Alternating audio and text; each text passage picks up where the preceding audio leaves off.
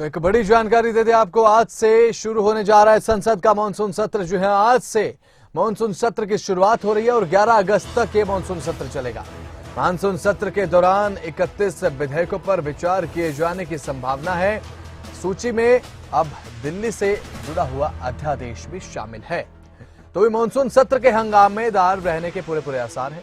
महंगाई, बेरोजगारी समेत कई अहम मुद्दों पर विपक्ष सरकार को घेरने की कोशिश करेगा। तो वहीं सरकार की तरफ से भी अपनी पूरी तैयारी कर ली गई।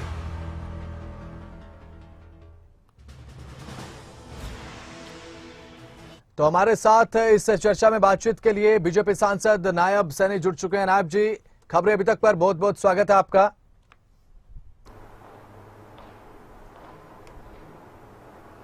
नमस्कार। नायब जी, विपक्ष कह रहा है कि तमाम मुद्दे अब की बार हमारे पास है, मुद्दों की कोई कमी नहीं है। सबसे पहले मुद्दे की बात की जाए तो मणिपुर में हिंसा को लेकर विपक्ष आवाज उठा रहा है, और आपको लगता है कि पूरा विपक्ष एक मंच पर है तो सरकार के लिए दिक्कतें हो सकती है कि मानसून सत्र में?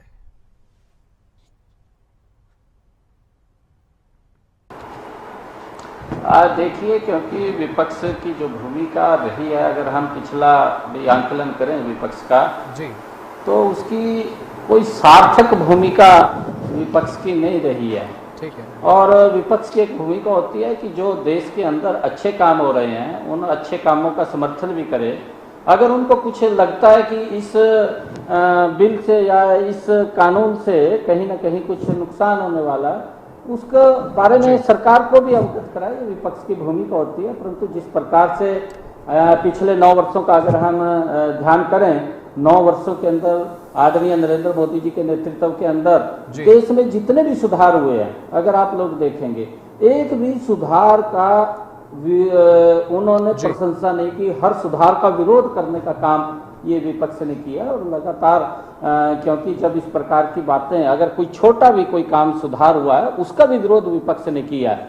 अगर हम देखेंगे तो उसके अंदर हमें लगता है कि विपक्ष की जो भूमिका है वो ठीक नहीं है। परंतु इन 9 वर्षों के अंदर आदरणीय नरेंद्र मोदी जी के नेतृत्व में भारत ने एक नई करवट ली है, एक नया भारत बना है, और लोगों की अपेक्षाओं के ऊपर ये भारत ये जा रहा है। और अगर हम ध्यान करें कि एक सरल भारत बनाने का काम नरेंद्र मोदी जी ने इन 9 वर्षों के अंदर किया है। और इन 9 वर्षों के अंदर इस देश का सम्मान विश्व पटल के ऊपर भी ऊंचा करने का काम वो नरेंद्र मोदी जी ने किया। परंतु जिस प्रकार की विपक्ष की भूमिका रही है, और विपक्ष आज जिस प्रकार से इन्होंने एक इस प्रकार का गठबंधन बनाया है कि आज उन्होंने देश का नाम भी उसके अंदर यूज करने की आवश्यकता पड़ गई है। अगर आपने देश का नाम लेकर के 55 साल तक तो इस देश के अंदर लोगों को सुविधाओं से वंचित रखा है, परंतु आज देश का नाम लेकर के आप दोबारा फिर सत्ता के अंदर आना चाहते हैं। ये एक विपक्ष की एक खिचड़ी है। और अगर हम इस खिचड़ी को देखें, इसके अंदर एक भी दाल सफेद नहीं है, ये हर दाल का दाना इसके अंदर काला है। ठीक है। नायब जी, आपने कहा कि कोई भी जब अच्छा काम किया जाता है, सुधार किया जाता है बीजेपी की तरफ से, तो विपक्ष विरोध करता है। लेकिन महंगाई को लेकर तो जनता भी विरोध करती है आपका, कि बीजेपी के राज में महंगाई जो है वो बढ़ चुकी है। तो ऐसे में विपक्ष लगातार हमलावर है। दीपेंद्र हुड्डा राज्यसभा सांसद है, वो भी निशाना साधते हैं कि बीजेपी के राज में बेहद महंगाई हो गई, जनता त्रस्त है, परेशान है। तो दीपेंद्र हुड्डा का बयान भी पहले सुना देते हैं। इसमें कई मुद्दे रहेंगे। एक मुद्दा जो महंगाई से जुड़ा हुआ मुद्दा है। आज महंगाई ने सारे रिकॉर्ड तोड़ दिए। आज खाने की वस्तु हों, चाहे सब्जी हो, चाहे वो अपना दाल हो, चाहे वो टमाटर हो, चाहे वो कुकिंग गैस हो, जो रसोई गैस जिसको कहते हैं, चाहे वो डीजल पेट्रोल हो, रिकॉर्ड स्तर पे पहुंच गया। आज तक इतने स्तर पे पहुंचा नहीं। तो महंगाई कम करने की बात थी। जब 400 रुपये पर सिलेंडर था, तो आज वो 3 गुना हुआ है।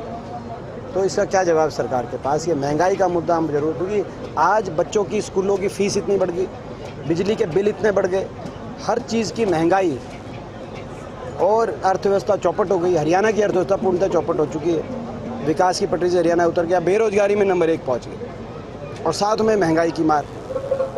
तो आज इस महंगाई की बात को लेकर मैंने कॉल अटेंशन नोटिस देने का काम किया है। इस पे व्यापक चर्चा होनी चाहिए क्योंकि ये हर आदमी के जीवन से जुड़ी हुई बात।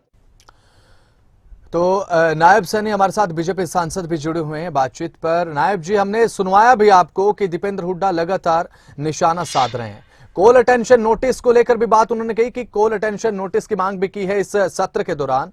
कहा कि हर सेक्टर में बेतहाशा महंगाई बदस्तूर जारी है, जनता परेशान है।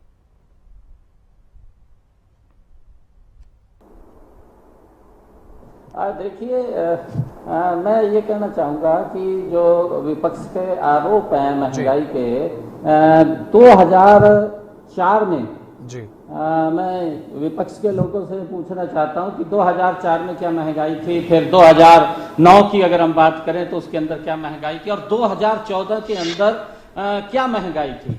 और उसकी एवज के अंदर अगर आप लोग देखें कि 2014 में जब माननीय प्रधानमंत्री नरेंद्र मोदी जी आए और आज 2023, पिछला जो मैंने आपको बताया है उसका इसका अगर आंकलन आप लोग करें तो मेरे ख्याल से विपक्ष किस प्रकार से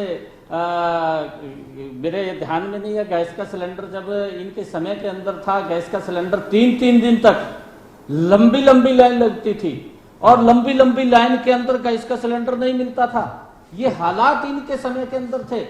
ब्लैक के अंदर 2500 रुपए का सिलेंडर, 2000 रुपए का सिलेंडर कहीं से भी ये उपलब्ध हो जाता था। और अगर किसी ने अपनी बेटी की शादी करनी होती थी, उसको गैस की आवश्यकता पड़ जाती थी, तो वो पूरे पड़ोस के मोहल्ले के लोगों की कॉपियां इकट्ठा करता घूमता था और फिर भी उसको ये चिंता रहती थी। उसको शादी की इतनी चिंता नहीं रहती थी कांग्रेस के समय में जितनी चिंता उसको गैस के सिलेंडरों की होती थी। ये हालात इनके समय के अंदर थे। और ये आज सब्जी की बात करते हैं क्योंकि ये मौसम के अनुसार भी सब्जियां जुड़ी हुई होती हैं। भारी बरसात पड़ गई तो सब्जी खराब होगी, उसके दाम बढ़ जाएंगे क्योंकि ये लोकल उसका समय होता है, कोई वो ज्यादा समय नहीं टिकती। और अगर ज्यादा पैदावार होगी तो वो सस्ती होगी, इस प्रकार से। और मैं ये कहना चाहूंगा कि अगर ये पेट्रोल डीजल की भी बात कर रहे हैं, पेट्रोल डीजल ये 2004 के अंदर क्या भाव थे, 2006 में क्या भाव थे और 2009 में क्या भाव थे, 2014 में 13 के अंदर जब कांग्रेस की सरकार थी क्या भाव थे। अरे कितना बड़ी बढ़ोतरी इन कांग्रेस के समय के अंदर हुई थी। और देश ने आज नरेंद्र मोदी जी के नेतृत्व के अंदर अगर हम देखें कि आज रोड का इंफ्रास्ट्रक्चर कितना मजबूत किया। आज मेरे ध्यान में आया, मैं आपको बताना चाहता हूं, मेरी लोकसभा क्षेत्र से इस्माइलाबाद से ग्रीनफील्ड एक्सप्रेसवे जो राजस्थान जयपुर को जोड़ता है, 20 से रोड बनाने का काम किया। ठीक है। पहले अगर हमें जयपुर मैंने कुरुक्षेत्र से जाना होता था तो लगभग 12 से 15 घंटे लगते थे।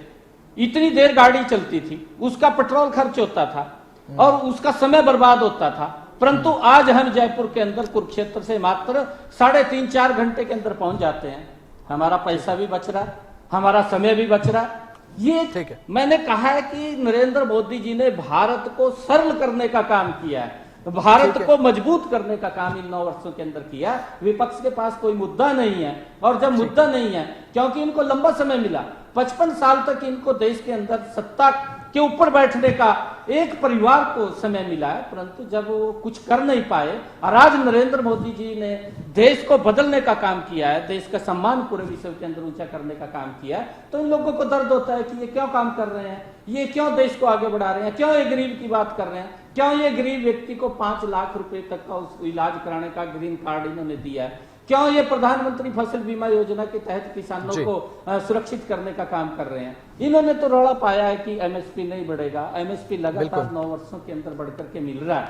और इनके समय के अंदर मैं आपको बताना चाहता हूं कि मैंने तो देखा है खुद अपनी आंखों से कि जब किसान को अगर खाद का एक थैला भी चाहिए था तो उसको लाइन में लगना पड़ता था, लंबी लाइन में लगना पड़ता था। परंतु आज कहीं लाइन नहीं है, पर्याप्त मात्रा में खाद भी किसान को मिल रहा है, उसको एमएसपी भी मिल रहा है। परंतु इनके पास मुद्दा नहीं है, ये झूठ मूठ की बातों ठीक है लेकर नायब जी, बिल्कुल नायब जी, मणिपुर का एक मुद्दा बड़ी तेजी के साथ बड़ी पुरजोर तरीके से विपक्ष की तरफ से उठाया जा रहा है कि मणिपुर में हिंसा हो रही है, और ये बात भी कही गई है विपक्ष की तरफ से। अभी कुछ ही देर पहले मल्लिकार्जुन खड़गे हैं, नए अध्यक्ष है कांग्रेस के, वो ये कहते नजर आए कि प्रधानमंत्री नरेंद्र मोदी के पास 38 दलों के साथ बैठक करने का समय है, लेकिन मणिपुर में जाकर मणिपुर के लोगों का हालचाल जानने का समय नहीं है पीएम के पास। और उसके बाद बीजेपी की तरफ से चुप्पी साधी गई है इस पर।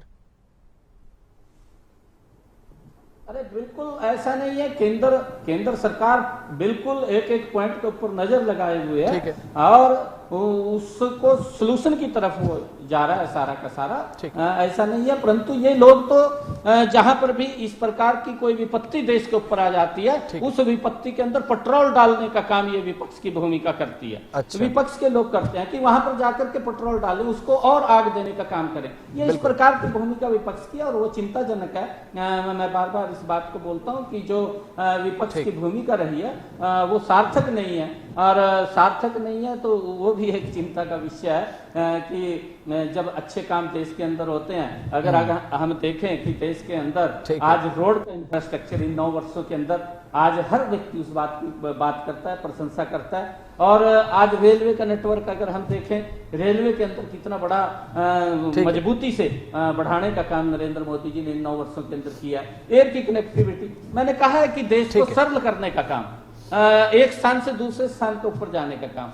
कांग्रेस के समय के अंदर तो पहले अगर हमें यहां से जो मैंने बात की है कि अगर मुझे कुरुक्षेत्र से दिल्ली आना होता था तो दिल्ली आने में भी 5 घंटे लगते थे, परंतु इन 9 वर्षों के अंदर अगर आप लोग देखेंगे कि आज हम 1-1.5 घंटे के अंदर कुरुक्षेत्र से दिल्ली के अंदर पहुंच रहे हैं। ये कमाल अगर किसी ने किया है तो नरेंद्र मोदी जी ने कमाल किया, और ये देश के 140 करोड़ लोगों को साथ लेकर के नरेंद्र मोदी जी देश का विकास कर रहे हैं। और ये लोग आज देश का नाम लेकर के अपनी पार्टी, अपना दल बनाने का कि उसके अंदर हमें कुछ ऑक्सीजन मिल जाए, परंतु देश के लोग जानते हैं कि इन लोगों ने देश को लूटने का काम किया, देश को इन लोगों ने जो योजना इनकी बनी है उसका लाभ नहीं पहुंचा। गरीब व्यक्ति लगातार इनके समय में गरीब होता चला गया। और गरीब नायब जी, एक अंतिम सवाल, बिल्कुल एक और अंतिम सवाल, बेरोजगारी को लेकर ये बात कही जाती है, बात कर ली जाए। नेता प्रतिपक्ष भूपेंद्र हुड्डा की तरफ से भी, दीपेंद्र हुड्डा की तरफ से भी, राज्यसभा सांसद है कि बेरोजगारी में हरियाणा नंबर 1 आ चुका है।